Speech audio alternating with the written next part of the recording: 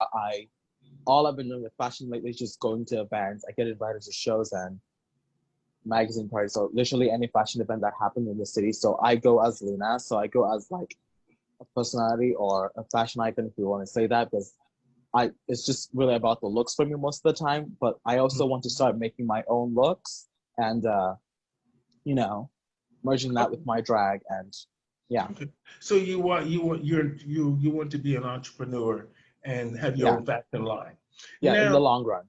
okay. So now that drag is in the mainstream with RuPaul, Yeah, and we understand, you had a post about. I'll get to that in a minute. yeah, The racism within the village of Toronto, well, within downtown Toronto, our gay village here. yeah. Now, but what I want to talk about before that is, do you think, because drag in Toronto is dead, and now even the bar that you were working in, Cruising Tango, that bar might not open back up. And Toronto is overrun with drag queens, all Yeah, fighting for these little stages and these little spaces. yeah, But yet, RuPaul has told you, as a young person, you can have the world. This stage is huge. This, hmm, come over here. But yet, do you think you can make a living with drag now in Toronto? uh that's a very good question, also a very tough one.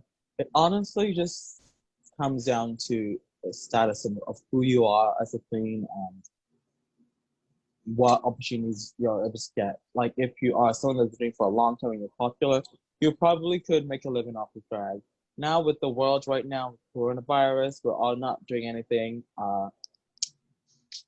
I could not even answer that question. Like before the pandemic, I was only doing drag. I intended on getting another job for the summer to make ends meet, but that could not happen for obvious reasons. So now we're kind of just stuck at home and just doing online drag. And as far as having the world as a stage, if that opportunity ever comes, absolutely. Well, and now thankfully we have Canada's Drag Race, so maybe some of our girls will get on there and be recognized all over the world.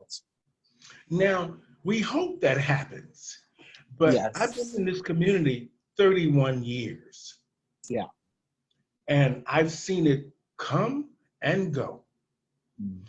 And now the reason I wanted to talk to you is because as a young person, I wanted to understand your experience of just being in the bars, how you fit in, how you feel about fitting in, how they treat you, and it's just the mere fact of your connection to Yeah. our community, which is a very important thing, is to be connected to your community, Yeah. whether it's for Absolutely. resources, opportunities, the mere fact of your social life, the mere fact of just being who you are in our community where you can feel comfortable. Now, in the last 3 months, 4 months with the coronavirus, and now the protests. Now, did you take part in the protest? I couldn't for the first one because I was performing for a fundraiser for the Black Lives Matter movement. So I was still kind of doing something at that time, So yeah, but I could not be at the protest. Okay. I did. Now, where is the issue? How do you feel about the community in general? The downtown village, how do you feel about that in general? And do you mean in terms of racism or just culture No, or? I just want you to just say, if Luna Dubois is walking down Church Street, how do you feel? It's Well, different. When I first came to Canada 30 years ago, and there yeah. was no Church Street, there was Isabella Street. Hmm. Isabella and Young is where Yeah. we hung out. Now, when I was on Isabella and Young, I was young and Everything was amazing, and I was so happy. I fit in, and I was Yeah. discovering myself.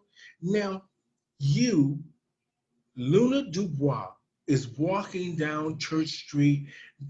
Let's just say before the pandemic, because this is an aftermath of something that everybody's going through. But before that, how did you feel just going to the clubs and the village?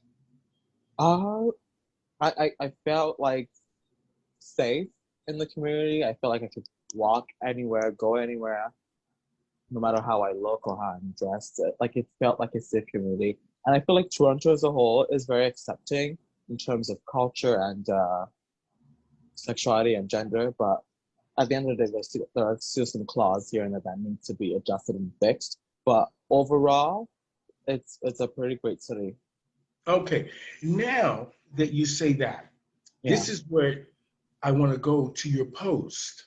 yeah, I saw the post about you felt that the community or the bars themselves are racist, maybe towards you or just towards what you observe.